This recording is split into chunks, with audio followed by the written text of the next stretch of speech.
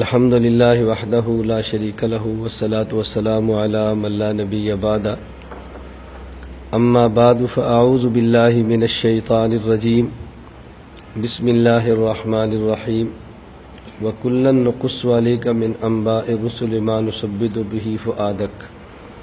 اللهم صل على محمد وعلى آل محمد كما صليت على إبراهيم وعلى آل إبراهيم إنك حميد مجيد اللهم بارك على محمد وعلى آل محمد كما باركت على إبراهيم وعلى آل إبراهيم إنك حميد مجيد۔ دوران سبق میں نے آپ سے یہ عرض کیا تھا کہ میں مستقل اس عنوان پہ گفتگو کروں گا کہ کسی فن میں اہل فن پر اعتماد کرنا کتنا ضروری ہے اور اس پر دلائل کتنے ہیں اور اس پر ہمارا مزاج کیا ہے، اس کو سمجھنا بہت ضروری ہے۔ تو میں آج کی اس مختصر مجلس میں اسی بات پہ عرض کرتا ہوں کہ آپ جو کام کرنا چاہتے ہیں اس کام کے بارے میں کام والا بندہ تلاش کریں، جب آپ کو مل جائے تو آپ اس پر مکمل اعتماد کر کے لگ جائیں۔ بہت سارے احباب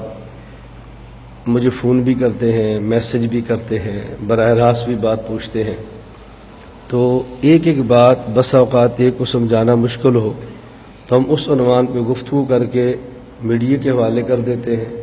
اور کتاب میں چھاپ کر لکھ کر اس کو چھاپ دیتے ہیں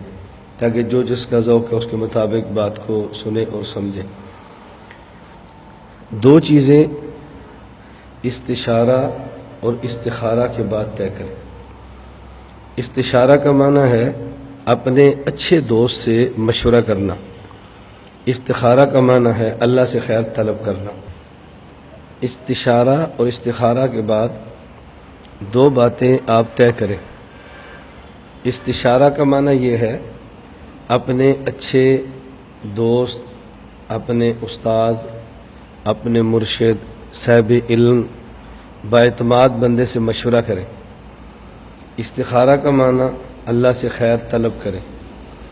دو چیزوں میں، نمبر ایک آپ کیا کرنا چاہتے ہیں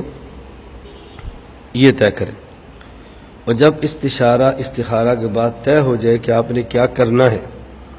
پھر دیکھیں اس پر دنیا میں کام کرنے والا بندہ کون ہے۔ دو ہیں اس پر بھی استشارہ استخارہ کر لیں، تین ہیں پھر بھی ایک کے چناؤ کے لیے کر لیں، اگر ایک ہی ہے پھر استشارہ استخارہ کی ضرورت نہیں ہے، ایک بندہ چنیں اور جب چن لیں تو پھر خود کو اس کے حوالے کریں، آپ کو دنیا میں کام کرنے کا لطف آئے گا۔ لا الہ الا اللہ، لا الہ الا اللہ، لا الہ الا اللہ، ما لنا